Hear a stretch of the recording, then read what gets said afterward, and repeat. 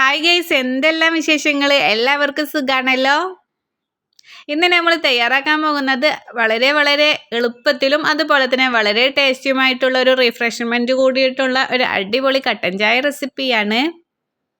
എപ്പോഴും ഒരേ രുചിയിൽ ഉണ്ടാക്കാതെ ഒരു വ്യത്യസ്ത രീതിയിൽ ഇതുപോലെ നിങ്ങളൊന്ന് ഉണ്ടാക്കി നോക്കൂ. അപ്പോൾ ശരി, എങ്ങനെ തയ്യാറാക്കുന്നത് കണ്ടു നോക്കാം.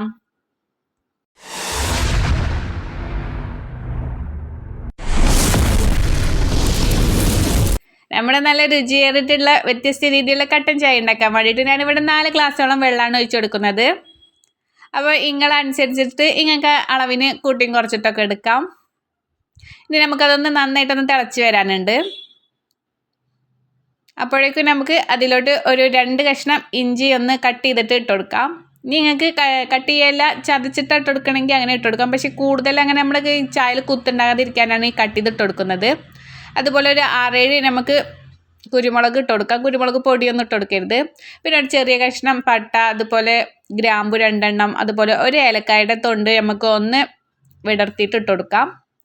അപ്പോൾ ഇങ്ങൾക്ക് ചായൻ്റെ അനുസരിച്ചിട്ട് ഇങ്ങൾക്ക് ഇത് കൂട്ടിയും കുറച്ചിട്ടൊക്കെ ഇടാം കേട്ടോ. ഒരു ഗ്ലാസ് ചായക്ക് വെക്കുമ്പോൾ ഇങ്ങൾക്ക് ചെറുതായിട്ട് ഇട്ട് കൊടുത്താൽ മതി. നമുക്ക് കൂടുതൽ ഇങ്ങനെ കുത്തിട്ടിയ ചായ ടേസ്റ്റ് ഉണ്ടാവില്ല. അതുപോലെ ഇതിലേക്ക് ആവശ്യത്തിന് നമ്മുടെ ചായപ്പൊടി ഇട്ട് കൊടുക്കാം. അപ്പോൾ പിന്നെ കട്ടൻ ചായ ഇരിക്കുമ്പോൾ നമുക്ക് കൂടുതൽ ചായപ്പൊടി ഇടേണ്ട ആവശ്യമൊന്നുമില്ല. ഭയങ്കര കയ്പ്പ് രുചി വരും. അപ്പോൾ നമുക്ക് അതിനനുസരിച്ചിട്ട് നിങ്ങളെ ബ്രാൻഡ് ഏതാണോ ചായപ്പൊടിയുടെ അതിനനുസരിച്ച് ഇട്ട് കൊടുക്കുക കേട്ടോ. അപ്പോൾ നന്നായിട്ടൊന്ന് തിളപ്പിച്ചെടുക്കുക. പിന്നെ ലോ ഫ്ലെയിമിലിടുക. വീണ്ടും തിളപ്പിച്ചിട്ട് നമുക്ക് ഫ്ലെയിം ഓഫ് ചെയ്യാം. അതിനുശേഷം നമുക്ക് പഞ്ചസാര ഇട്ട് കൊടുത്തിട്ട് നമുക്ക് അടച്ച് വെക്കാം കേട്ടോ. എന്നിട്ട് 1 മിനിറ്റ് കഴിഞ്ഞിട്ട് നമുക്ക് നന്നായിട്ടൊന്ന് ഇത് അരിച്ചെടുക്കാനുണ്ട്. പിന്നെ നമുക്ക് ചൂടോട് കൂടിയിട്ട് നമ്മുടെ ഗ്ലാസ്സിലോട്ട് ഒഴിച്ചു കൊടുക്കാം.